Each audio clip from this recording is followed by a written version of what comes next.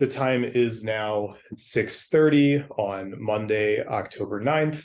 I call this meeting of the Middleton Public Works Committee to order. First item on the agenda is the minutes from our meeting on September 11th, 2023. Are there any corrections that people would like to offer for the minutes? Let me interject here and just confirm that there is a quorum of 4 members present, 2 via Zoom with video turned on and 2 present physically in conference room B. Yes. All right. All right. Okay, so for the minutes, are there any corrections that anyone would like to offer to the minutes? Hearing none, I accept the minutes as accurate. I ask for unanimous consent to move agenda item 4, city website request tracker, to agenda item number 2, because we have Brett here to thank you. talk about it. So this And just for brief introduction, I don't know if you've all met Brent Kaiser McHenry, but he's our communications manager, and I know sounds. But I'm not. Nice to meet you, Carrie. I'm sure we'll see you in person at some point as we go down the road of more meetings. so Brent jumped in, dove in, Yeah. and fixed an awful lot of stuff already, and this was already on his list of things to take care of prior to us bringing it up. I can Give just us a status update. I can just give you some background real quick. That when I first started, one of my jobs, of course, is cleaning up the website. Sure, it's functional and that easily interact with government. That was one of the reasons I was hired, was to put out information, but also make sure we can receive it well. And the request tracker, actually, Sean and I had him talk about it even before we knew it was a concern. That it was, cumbersome, difficult, had a lot of things, never really got answered from what I understand. I did solve a lot of those problems. It's not complete. It'll be mostly complete tomorrow. I ran out of all of the time today. But we did, Want to drive? oh, sure. We did consolidate many of the areas to make it easier to know what to pick. We also made sure that all these categories have a contact that it goes to immediately. And we found that perhaps by oversight, there weren't. So many of the categories were either old people that previously worked here that don't get the email anymore, or that maybe transitioned to a different role and didn't get reassigned. And so we fixed a lot of that. And I think the number one thing that we did is reduce, and see, I have to sign it here because otherwise I'll show you. What we did is reduce the amount of data you need to put in to actually get any sort of response from the city. And we tested them all. So all the reporting is correct now on the request tracker. The only thing that isn't done is there's just a few. I think you're .us, not .com. You're right. Thank you. Good. My. The only thing that is remaining, there's 3 forms I just have to shorten. What's going on now? City of Middleton.us. That is correct.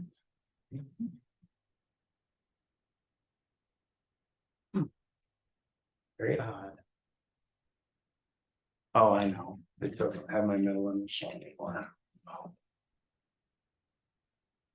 Because there was another user similar to mine.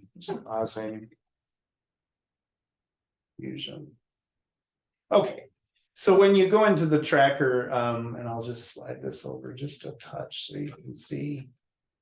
We really just require a very short amount of information. What the problem is, so in this instance, we clicked on erosion control. So in theory, you'd be reporting something about erosion control. The ditch on High Point is eroding. And then you just enter, if you know the address, or if you want to put your address, it would go there. And I'm just making this up. And then if you have a file or a picture, that's great. And then once you log in, then it would automatically populate that. So then that's all there is, and it sends. Rather before, and I can show you before so that you can kind of see what you had to jump through before. We'll just use the airport because this is the one I haven't finished. Because theirs has some specialty questions in it. But we asked you to fill out all the information about the aircraft, which is fine, and the aircraft direction of travel. And then for every request tracker, we had 2 sections of data. We had one, tell us the address, city, state, zip, phone number, email of the location. And then before you could submit, you had to put all of your information in too. So you had to do double data entry on almost every one of our complaint forms. So that, I think, eliminated the interest in people of continuing. I'll show you one other one here. Let's try this one. So see, you have this first problem location data set, and then you had this whole your information. Well, one, I'm not really sure we need to collect effect. And 2, I really don't need to know where you're from. I don't really need that data. We just need to know what's broken, where is it, and how to contact you. So we eliminated all. Would this. you not try and limit it to city people?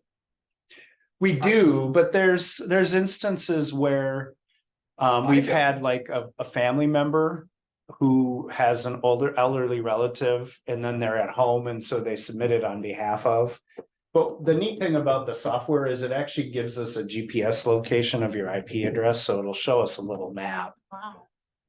on the back end. But And I usually just want to know where the problem is. Yeah. If it's in Middleton, I don't Yeah. care if they're from Madison. Yeah. and so this is actually a really nice system, and the reason I think it's really important and will help us now moving forward is we can do a very good job of looking at the historical types of requests that we have. So there's a few open right now that just came in last night or yesterday. It gives a great detail, it gives a location, and then it allows us to track who's it's assigned to and then the progress. But the neat thing is we can then report on this data. So if we do get a complaint later that says, we feel we're never getting a response on X, we can go back to the, to this dashboard and get a great report on the statistics of each type of request we get, how quickly it was followed up. And I think that one you just showed as an example, that police dispatch had entered it. So is it a way that city departments submit things to each other as well? We do use this for internal building too. So if you're at the library and your heat is out or something, we have a request tracker, then that files right to our maintenance. And is that the same system or is it separate? Same system, Okay, but it wouldn't be forward fit. Yeah, you just so it's internal. internal. Because like if Sean was assigned, so this one is assigned to Jesse, one of our admin supervisors in the public works department. If this were assigned to Sean, for example, and Jesse reassigns it to him, he would get an email and then of a summary of it. And then when he's done, he can go in, add a comment, and then that's sent right back to the constituent saying, here's what we found, here's the next steps, and then if it's closed or not. And so I think, and there's that little map that we were talking about. So kind of tells you the location of the IP address. It's not the exact location.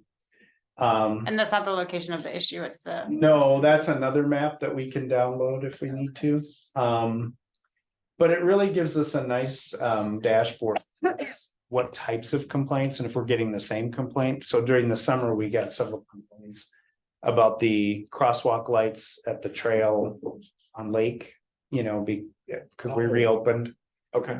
You know, and they would flash intermittently and no one was standing there. So, well, now we know we have a problem, something we can address repetitively. And if it's a warranty issue, that gives us a lot of data to support the warranty issue with our vendors too. So it is a work in progress, but it will be ready, completely ready for the public by the end of the week at the latest, so. Other than that, I did investigate the report tracker for the city of Madison. Ours is easier now than theirs. They have a lot of, you have to answer a lot of questions after you fill in your, like, if it's a tree down, is it broken off the tree? Is it in the sidewalk? And I'm like, we'd rather them just type in their information. And that's enough for us, because we're going to dispatch somebody anyway. So, and if it's an emergency, this is monitored. I mean, it's not looked at every minute, but our dispatcher does keep an eye on it. So if somebody were to report something, even though it says to call 911, if it's an emergency, they still look at it, like, because the last thing we need is somebody to report something emergent and us not know. Yeah. And then the only other thing that it does is if you don't have a phone that is easily smart, we'll say, so it doesn't do a lot of the web. We have an ability to just submit a simple form, so it tracks your phone number and you can record a voicemail and it transcribes it for us. So if for some reason you don't have the ability to type, it's called an iPhone response, even though it's not an iPhone thing. But I'll just see if I think I already categorized it, but we get about, several hundred of those a year. And this is where somebody can't, and there aren't any to show, unfortunately, because I closed them. But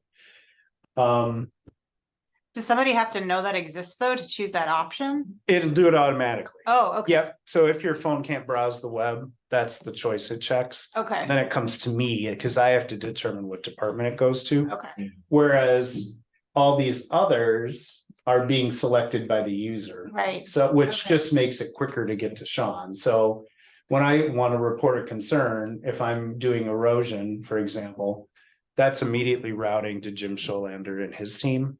Or if I'm picking a street light, it's immediately routing to Jesse and Sean's team downstairs. So it just immediately forwards to them rather than me having to triage it. But the iPhones are for people that maybe don't have web, can't access the web, the browser isn't matching, they have an unsmartphone, and then it just puts it in the iPhone. I don't know why they chose iPhone category. Because an iPhone is the smartest phone you can possibly obtain. But and then as soon as I see those come in, I triage them to the right department. And they usually come nights and weekends, and we just ship them off to the right person. I hope that answers what everybody. But I'm happy to answer any other questions too. About how we can improve it. Lisa, go ahead. I have a couple of questions. First of all, Brent, this looks really good and it's nice to see the inside of it to understand what it looks like on the staff end. I have a question about the iPhone or, phone reporting. So how exactly would someone like my mother who doesn't use the internet and doesn't have an email address, but she has a flip phone, how would she report a problem? I've never seen it on that side. But what we can do is I will add, I don't know. I have to look into that because I've never seen, I don't know anybody that doesn't have a flip phone or doesn't have a smartphone. So I've not seen that side of the interface. But what we can do is at the top of the request tracker, we'll put our phone number and she can, call in her concern either to the non-emergency dispatch or to our admin line. And then we can manually enter the concern for her. Okay, well, I have a question. I'll look into the back end. I'm sorry, I've just never seen it. I know we get a lot of requests through it, but I don't know anybody that. I have a question that's sort of in that vein, Lisa, and what that is like, what's the use of having the login? The login What's is, requiring to set up somebody's account? What's the purpose?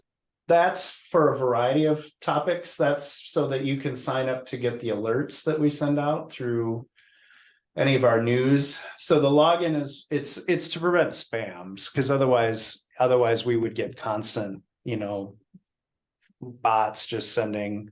Even on like a form like that? Yeah, Oh. we don't use the iCaptcha because that's difficult for people on smartphones to sometimes finish, so we don't turn that feature on. We can, but it'll limit how easy it is. But the login is really designed to allow you to have access to set up your homepage. So if you are a user of our website, you can set up your the wrong button here. You can set up your views and how you want to receive messages from us on your own Civic Plus account. So Oh. mine will look different because I'm an administrator. But for example, if you want, and mine is going to look slightly different, but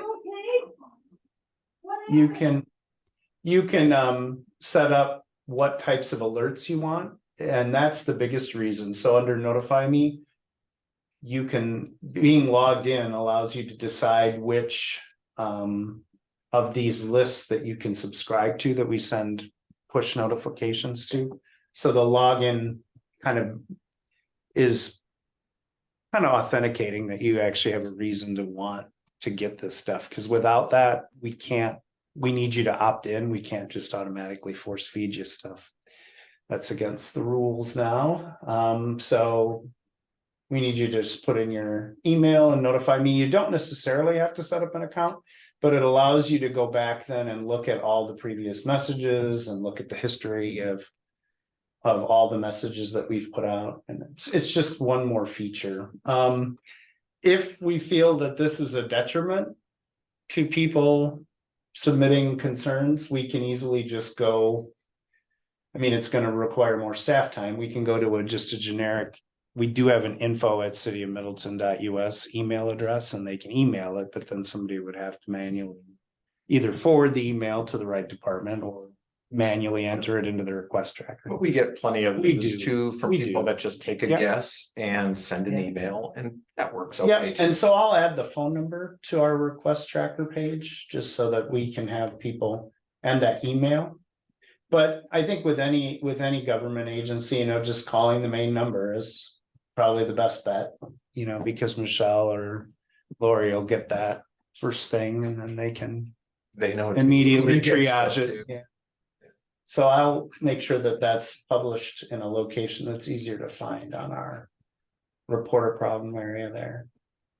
But yeah, the website sign is really to kind of customize your look and what you want to see first. And it's just an added feature that comes with it. I'm not sure many people use those features, but it's also just a way to prevent constant, people abusing the forms and stuff that we have on our website, because there are other forms that you can fill out on our website, like dog license and liquor license and all those other forms. So we like to try to keep it a little secure. Well, Kendra asked the question that I was gonna ask too, and that is why do people have to log in? Because I know that was one of the features of the Madison Report a Problem site that I think is desirable. And I know that you don't have to log in to apply for a dog license.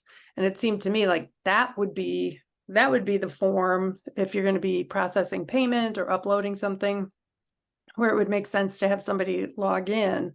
So I just wonder, is there a way to allow people to submit a request without logging in?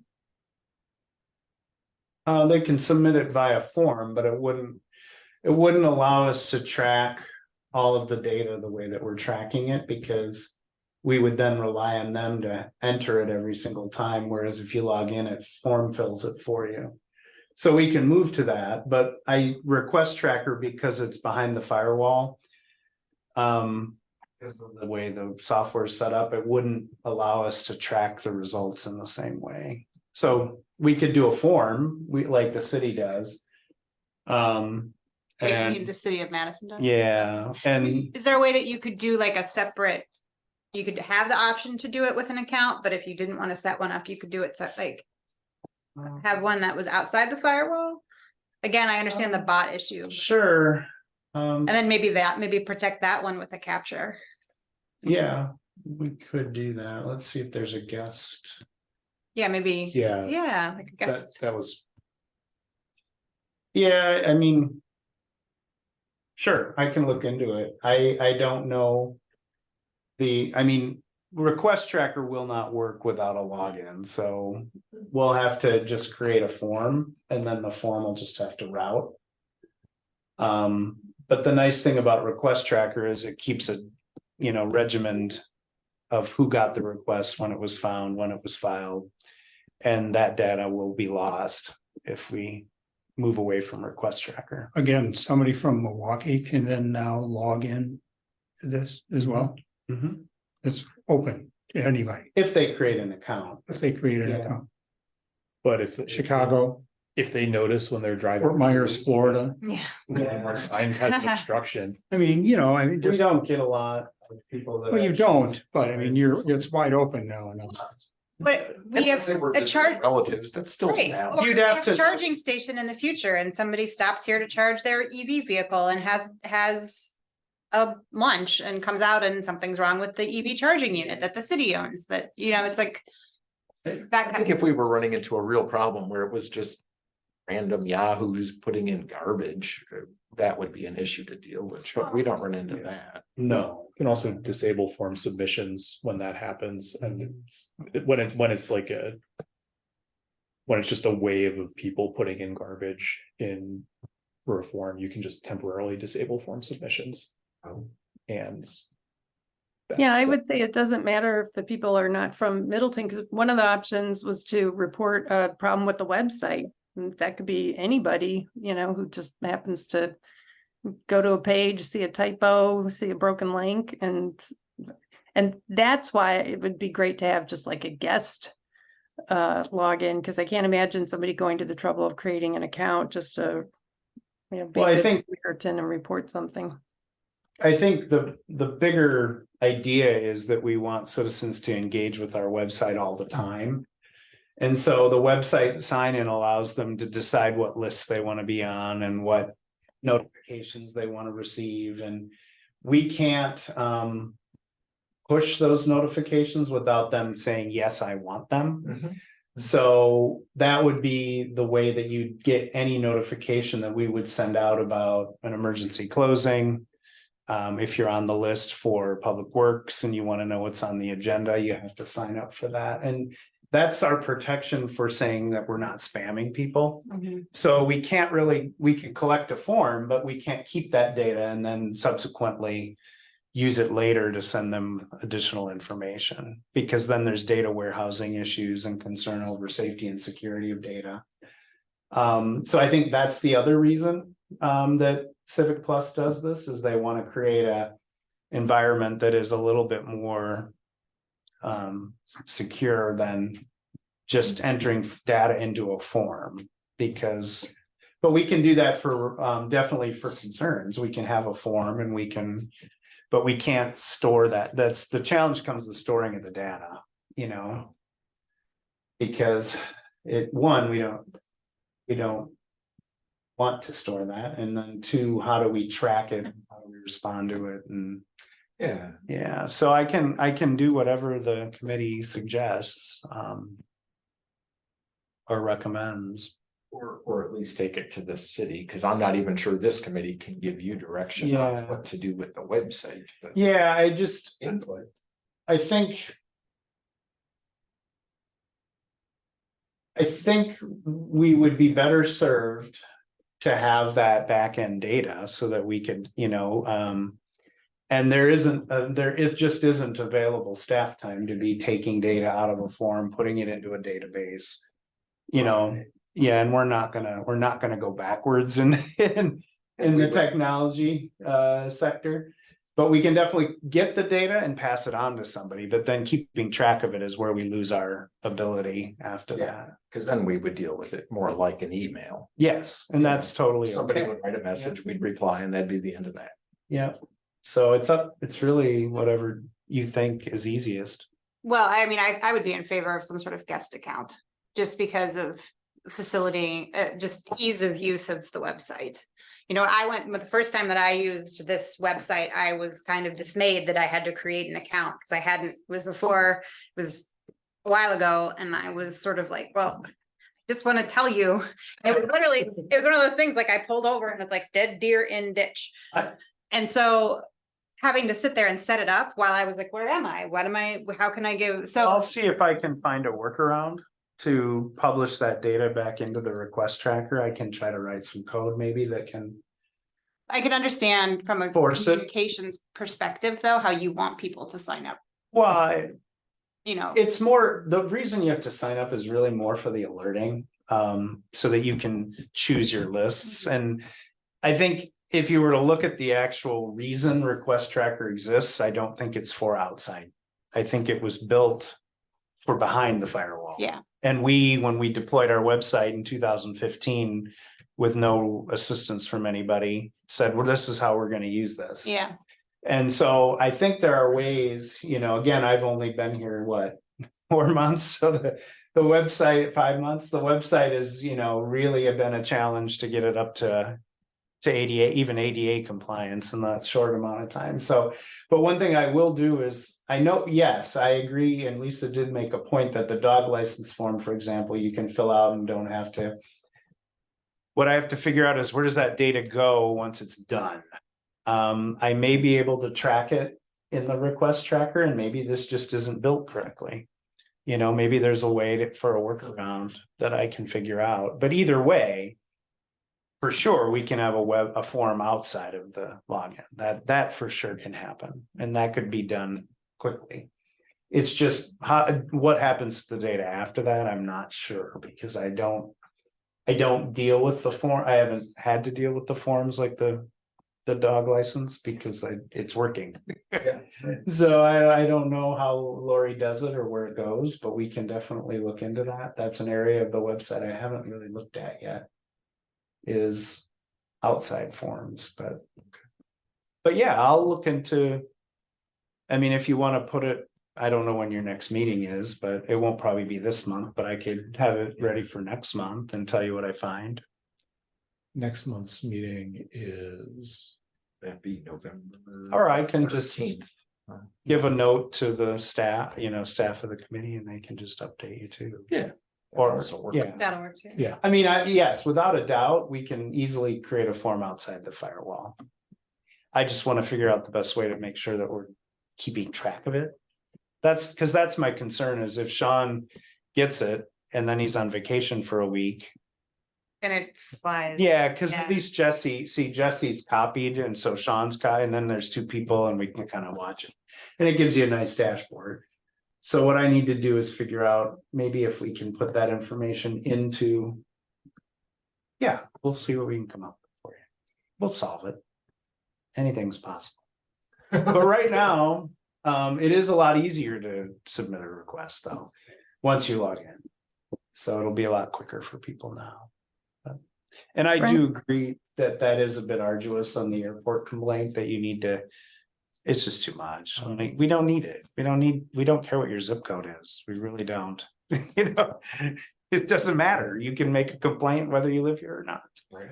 It doesn't matter. Lisa, it looked like you had Oh, something. Yeah, I just had one more question. When you were showing us the internal part of it, you said that when you can click on some button to type in a comment, and then when you do that, it automatically generates a message to the person who submitted the request.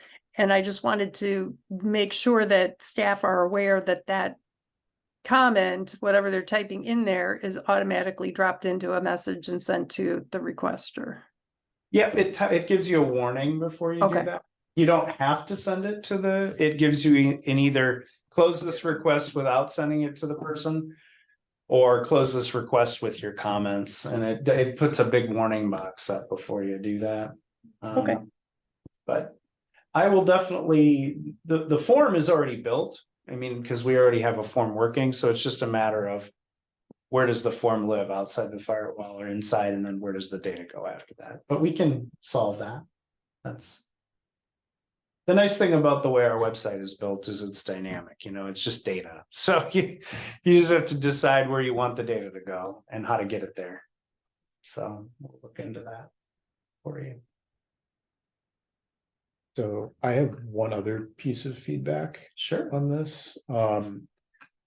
In terms of actually getting to the part where you'd report a problem. Mm-hmm. If you're looking at the website and you're not logged in, Mm-hmm. you see menu on the top. And then if you know, No, it's under I want to. I'm looking at the website, not logged in right now. And Yeah. what I'm seeing is, so you look at it. Well, that's not loading correctly. Okay, so that's a website issue. No, it's a browser issue. Yeah, so so did we design it for Chrome? No, it's across all, and it's a Yeah. platform that every government. Okay. organization- So Yeah. why don't you make your Yeah, window full I mean- screen? It's showing you a version for a mobile device right now. Okay, well that's, Then go to menu yeah, and then I want to. no, I know how to get there. My point was that if I'm doing this and assuming I don't know how I don't know the website sitemap, and I would like to report this problem. You can Then- scroll down, there's a search. Yeah, I function. know, I can search, and our search feature is actually good and it returns the right result. It does. I check it daily. Yeah.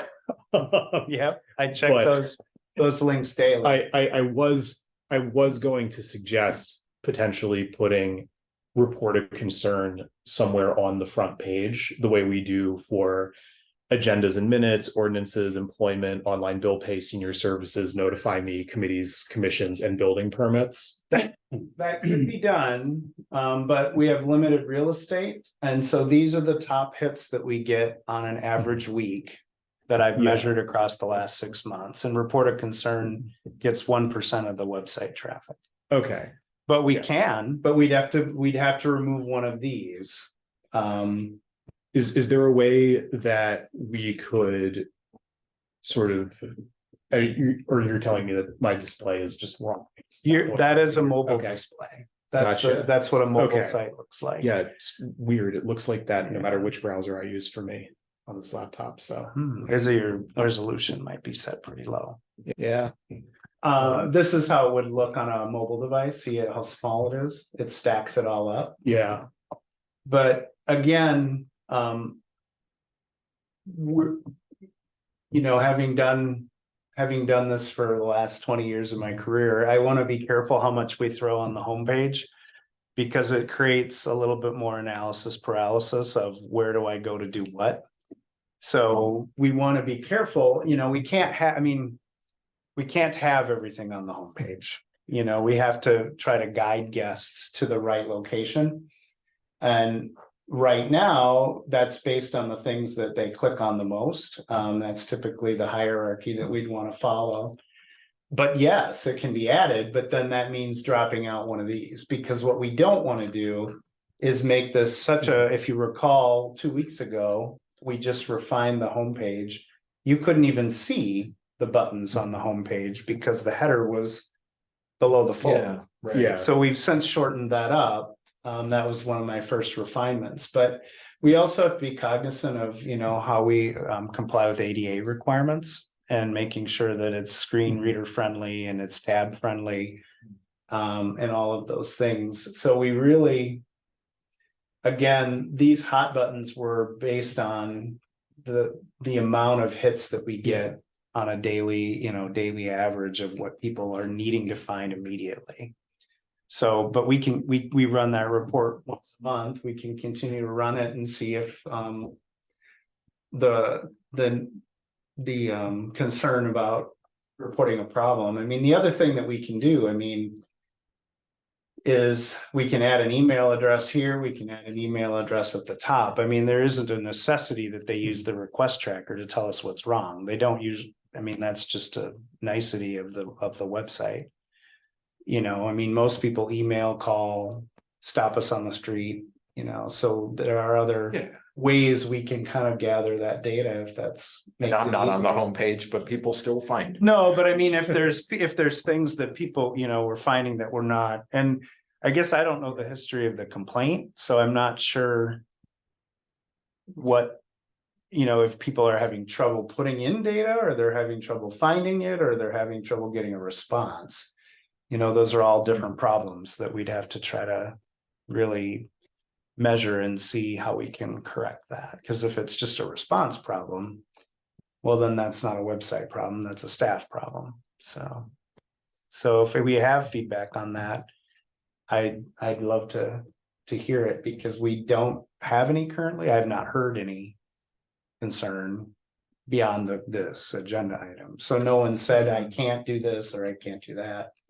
But again, it's a challenge of, you know, there's a lot of moving parts on this website, and so, and it's gonna take us some time to get it to a place. It's not really had anybody working on it, you know, and since it's been incepted, so, I mean, Drew does a great job, but he can't. He can't be a webmaster every day of the week, so we're just trying to kind of clean up some of the challenges that we have with the past build, and then hopefully we can make it better even yet this year. But it is a lot less cluttered than it used to. Yeah. And that was Yeah. hard to look at. But yes, Yeah. we can add buttons here, it's just they have to be added in threes because of the way that the screen sizer works.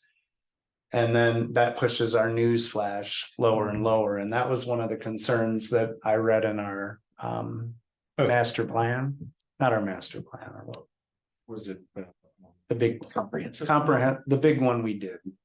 That was the strategic plan? strategic plan Ah, is that right. nobody knew what was going on in the city. Nobody knew about our news, nobody knew about, well, and as you know, it was because it was below the fold and nobody would ever scroll far enough down to find it. Mhm. So one of the things that we want to, you know, because not only are we talking about good things, we're talking about things that might be important, you know, to people, like the brush pickup that we get about 1,000 complaints a year on. And it's really because we weren't putting that data out anywhere where people could find it. So we really want to, we're trying to balance all of these, these needs of a website. And we're also trying to balance the fact that people don't work very hard to get there, you know, they just want an immediate answer. So we're trying to figure out how to give them their immediate answer without having to click too many clicks. So as we rebuild, we've rebuilt the park website, Parks and Rec, and we've rebuilt the senior center website. Those sites now have less than 2 clicks to get anywhere you want to go, which is the goal of the whole city website, if we can. And click on it. Sorry. Can I just observe that the photo showing in the brush pickup is actually showing how brush should not be left? Yes, Yeah. that was a quiz question for our staff, and they did not catch it yet. So this is obviously showing for a much smaller screen, but we've now got, you know, the senior center and the Parks and Rec page down to 2 clicks. So anything you need, homepage to 2 clicks. You can get there quick and easy. It's screen reading. It's easy for low visibility people that are using the website. So work in progress, but we will definitely move that form just as quickly as we can so that we can get that feedback process working better.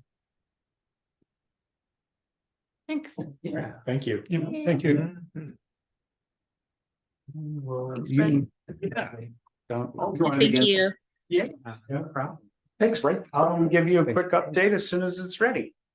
Thanks. All right. So now we are on to the original item number 2 on the website, property maintenance services agreements. So Right, and this is a pretty simple, straightforward annual agreement for anyone who doesn't feel like shoveling their sidewalk or trimming their bushes not to hang over the sidewalk, or, you know, take care of their property in some way that affects the public. We have a, oh, it's not a code compliance officer, but it's, there's a newer employee in that role that then would interface with B&E to get them on it, and we just send them a bill.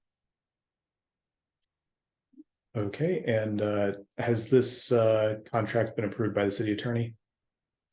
This is a standard form that we developed years ago, yes. Okay, I have some questions about it. So Sean, you just described it as, I think you described it as also including like if people's trees or whatever are encroaching on the sidewalk, that'll be taken care of, but I didn't see that listed among the services. I just see the weed control, snow and ice control, and mowing. And I was going to ask about why isn't encroachment onto sidewalk by trees and shrubs not included, because that is a code violation. Yeah, that's a good question. I don't know if we're missing a separate hourly rate for something like that. So we tried listing the kinds of stuff we run into day in and day out. And this all started kind of as snow, really.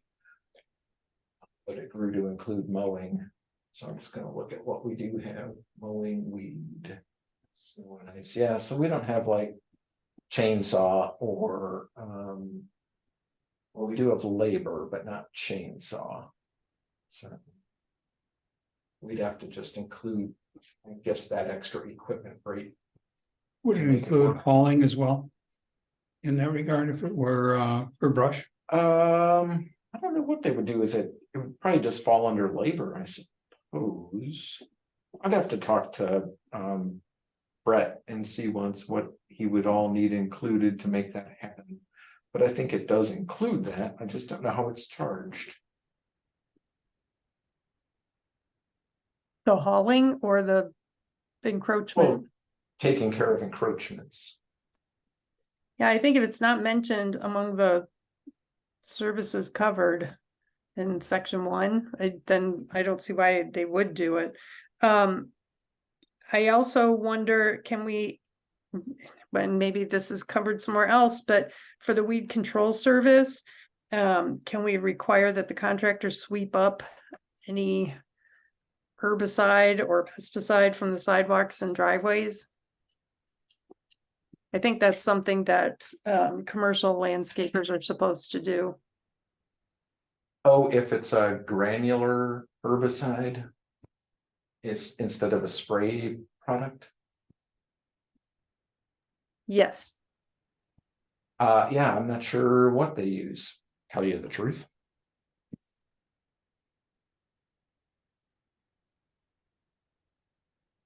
One B. So, yeah, so I guess what I'm wondering is, are we able to make changes to this document before it goes to finance and council? Think this probably won't get there. Oh, when will this get there? October 17th would mean it would be this Thursday. Or, well, and ideally it would get there, I guess, then. Because technically the other one runs out at the end of October, I think. Okay. Even though if a call came in on November 3rd, I'm sure he would just take care of it. And As Sean, the when it previous- goes to the finance committee, will it include the estimated cost or like and traditional past costs annually for this service? I don't know that we have a traditional past cost. It sort of depends who's doing what or who's not doing what, and how often they're not doing it. Some property owners in the past have not taken care of their sidewalks the whole season. And then we're hiring effectively Nardi to take care of this all winter. But I So don't know what's how- the budget? What's the budget then for this agreement? It really isn't budgeted. It's more of an in-out kind of thing. So we spend the money and then we collect the money. Yeah, it's charged to the homeowner. So Do it's the not really. homeowners always, do they always pay? They have so far. That's good. and it gets rolled onto the tax bill, right? If they don't If pay, they we'll don't. collect it on that. Right. Okay. Yeah, Well, I would definitely add encroachment then, because that's something that, like on my street, a couple neighbors were concerned about trees, city trees actually, that were encroaching. And I know we don't have city staff budgeted to go out and do that. We're trying to prune more next year, but yeah, I think that would be really helpful for everybody who's walking on the sidewalks. that's a good point. So you need a motion to approve it with that amendment, with that modification. Yes, those two modifications. I'll make that motion to pass it on to council and finance. I'll second that motion. Okay.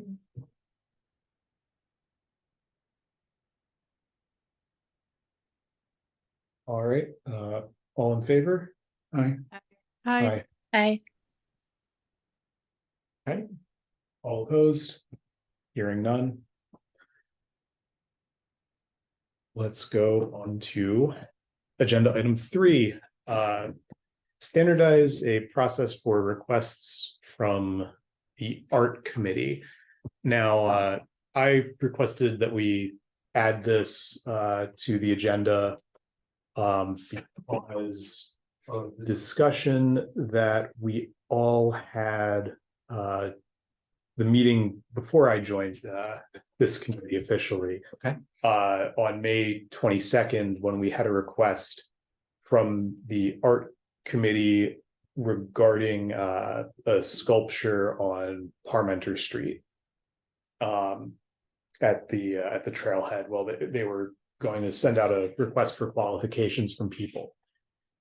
And it seemed like based on the timeline that a lot of the concerns that we'd have as a committee dealing with setbacks from utility lines, calls to diggers hotline, checking with in this case WISDOT, since it was a public right of way that they owned, so checking with right of way holders.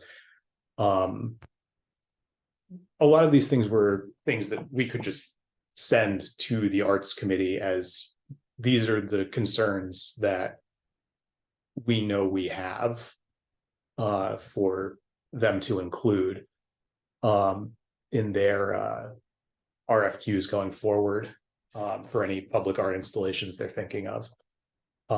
So that was why I added this to the agenda, because I think that it would just make the process a little easier and get us out of the business of deciding on the tastes of public art and just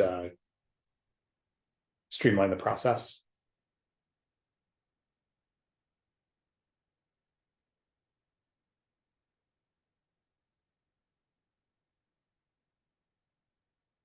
What are staff's concerns? If they develop some standard, staff come back with a standard.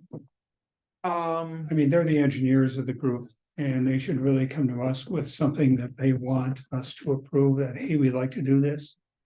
This is what we think is a standard. I don't even know who in staff would do that. It's that committee is staffed by the planning group.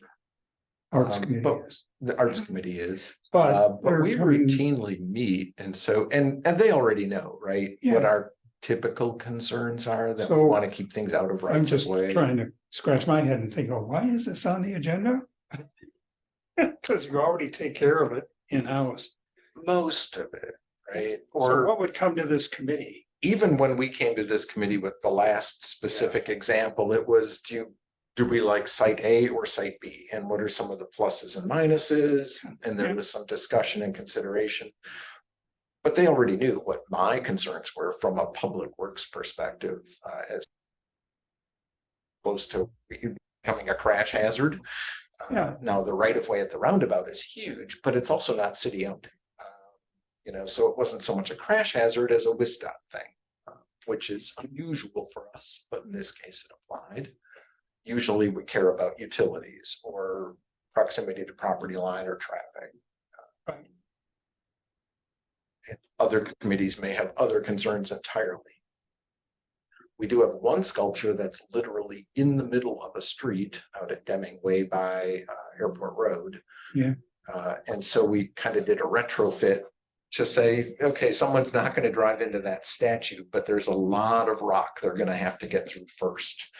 Now that sort of blended with that particular piece of art, and rocks are their own crash hazard.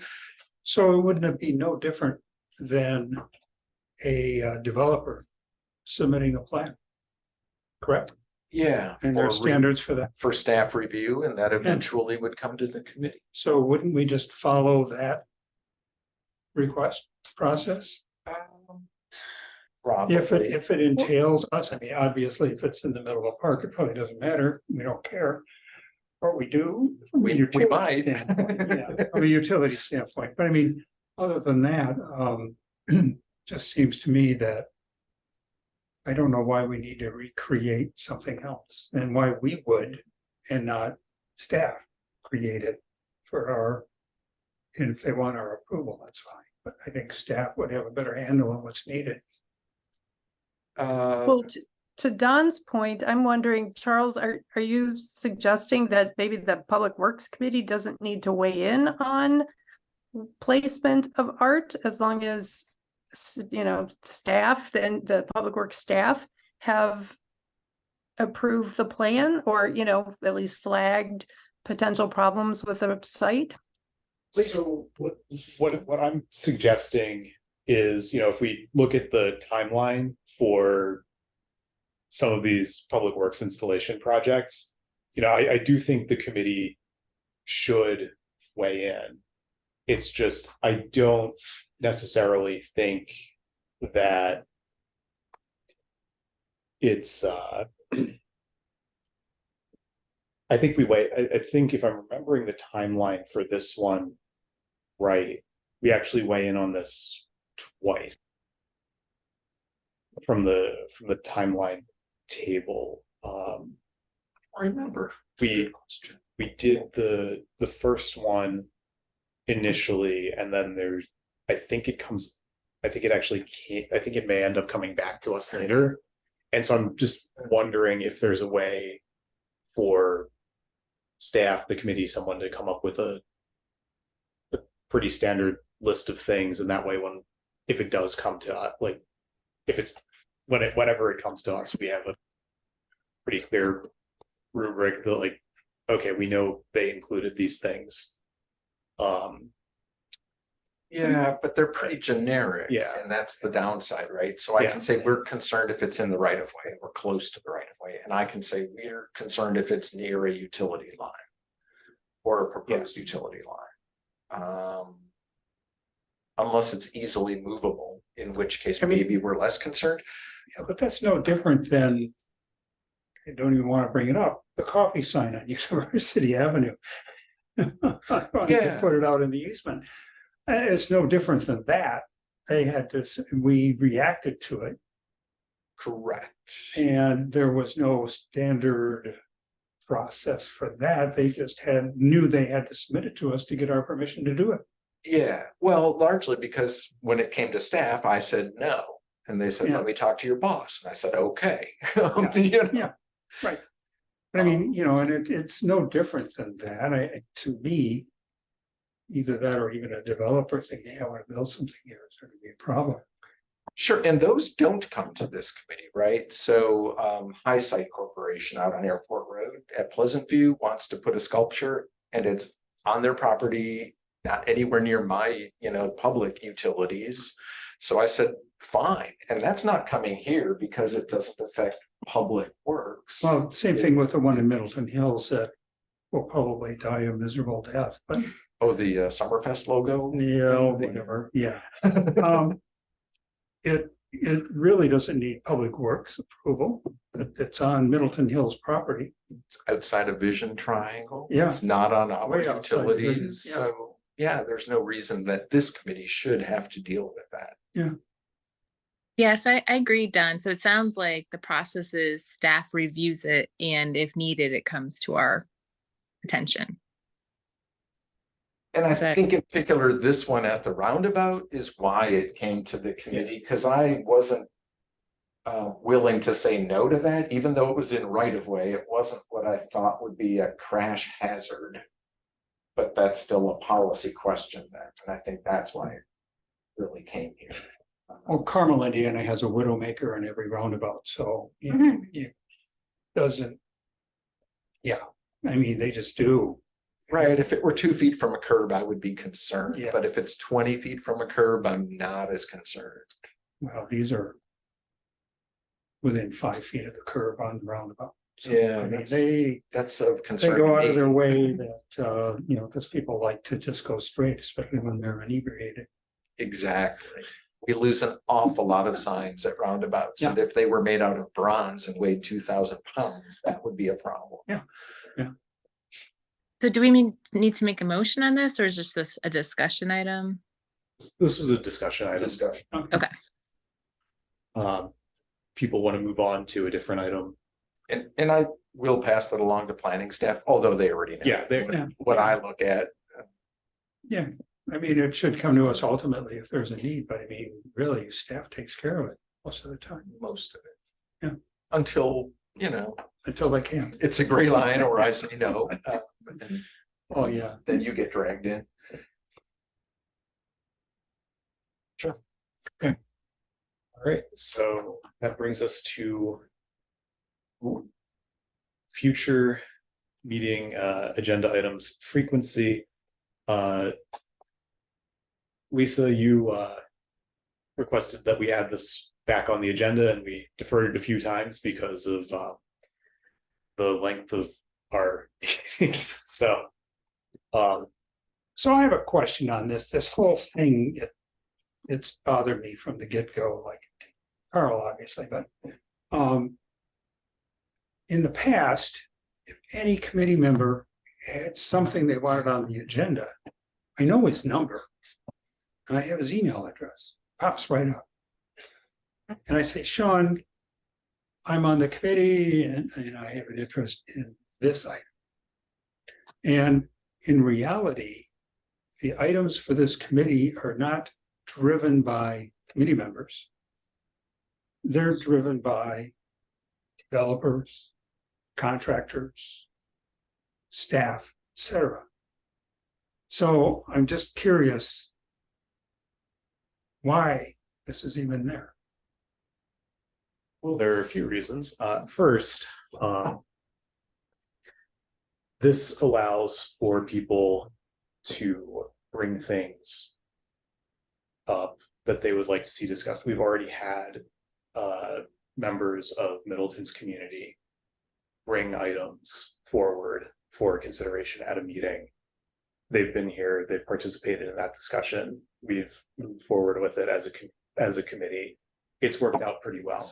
Second, if 3 of you email me about a topic that you'd like to see on the agenda, that's a problem for me because I think that means we've walked a quorum. If you include any reasoning whatsoever for why you want it on the agenda in those emails, which typically does happen when somebody's emailing a request to put something on the agenda. And I mean, I think this is just a quick, simple, easy thing. It takes 2 minutes out of a meeting. The other city committees that have implemented it, it's generally worked out well for them. And I think it's a great solution for trying to get as much public participation as we can. It's not the only one, but I think it helps. So that's why I suggested it initially. And then Lisa, I believe you wanted to increase the frequency. Well, yes, and I mean, Don, you raise a good point. I don't think anyone's suggesting that you can't continue to, if you have an idea, call Sean or email him and say, this would be a good topic for Public Works Committee. That seems to be fine. I know Charles does not want to get committee related messages at his personal email address. But the Airport Commission, the Water Resources Management Commission, the Sustainability Committee, the Ped Bike and Transit Committee, and possibly others, those are the ones I'm familiar with, they all do this at every meeting. The last agenda item is to generate ideas for, as Charles mentioned, maybe we had a public comment from somebody. I think it was the last meeting, there was a resident from Misty Valley who was talking about the maintenance of stormwater detention basins and trying to get volunteers involved locally, to help maintain or report problems to the staff. That's something we can follow up on and put on the, if people think that's a good idea, put that on the agenda of a future meeting or a presentation that we think we may need to have.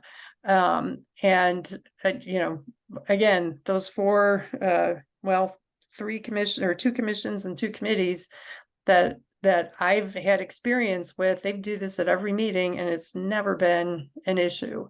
And it really does just take like a minute at the end. So that's why I asked if we could reconsider the frequency, because I didn't think quarterly is not particularly helpful. I agree, It's Lisa. I think secret, by the quarterly, way. By the way, that it's hidden in the agenda. Future items, what are those? What are you gonna talk about? The public will see this and they'll wonder, well, what's that item? Can I bring up anything? I guess. Can I come to the meeting? You could bring up anything. No, You're a committee can't. member. Well, if you allow the public to talk, they can bring up anything.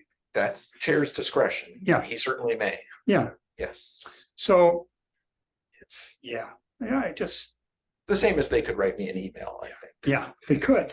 because they find me. Anyway, you can do what you want to do, but I guess. is that just so I understand a little bit, because I wasn't there in this meeting when this was brought up. Is a proposal then to like just have it at the item, like an item every meeting, Lisa? Like that's what you're saying others do. And so it's just a standing placeholder so that if anybody in the committee has heard of something that we should discuss, we could say like, hey, this would be good for a future agenda item. Yep. And then would we discuss when that would happen? Or is it just like, here's an idea and then we just collect the ideas? I was just wondering like how that works in terms of scheduling it. Well, right. So it would be at every meeting. I'm looking at sustainability right now. They actually call it a standing agenda item. And they say items for September meeting, and this was the August meeting. And it just, in this particular one, they knew they were going to have zoning code feedback, comprehensive plan, and the budget, but there may be other topics that during this 2 minute, it literally is 2 minutes, during this 2 minutes, people throw out ideas again, like, oh, we want to have a presentation on such and such, or follow up on that person's comments. No discussion, just creating the list. And then again, every committee, I guess, is well, they're all different, but they should be following the process of having the staff person and the chairperson developing the agenda based on what, like Don mentioned, the developers are forwarding stuff that are giving Sean stuff that we need to see. But then there are these other topics that should come before the Public Works Committee. Okay. Yeah, I mean, I agree. I don't think quarterly makes sense. If we're going to add this, it seems like we should just keep it at every meeting so that it's just a placeholder. And so, like you said, sometimes maybe we don't have anything to add, but I think quarterly makes it more complicated. Me too. I have to know what month it is. Yeah, and I think initially quarterly was a compromise proposal. If I'm remembering that meeting correctly. Yeah, it's easier for me to say the first meeting or the second meeting or every meeting, but 4 times a year is hard to remember.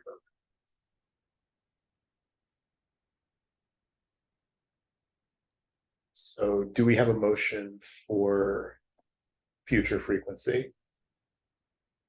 I'll move that at every meeting, we have a standing agenda item to generate ideas for future meetings. I'll second that.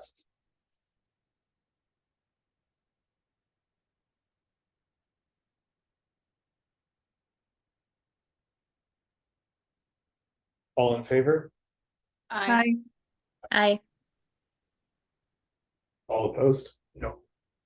All right.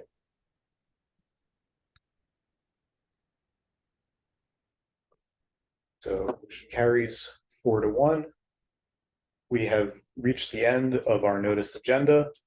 The meeting is adjourned. Thank you, everyone. yeah, thanks. Sorry, I was having laptop problems. My screen was blacking out, so I couldn't see where to click like unmute or lower my hand. So I switched over to my phone. Your video here seemed to be working, but you couldn't Yeah. see it. Yeah, my video was working, but I couldn't see anything. Yeah. Ah, Oh, So we'll That's see if so I good. can work tomorrow because I work Much harder. remotely. yeah. good night. Bye, everyone. Done. It looks much better once we get it.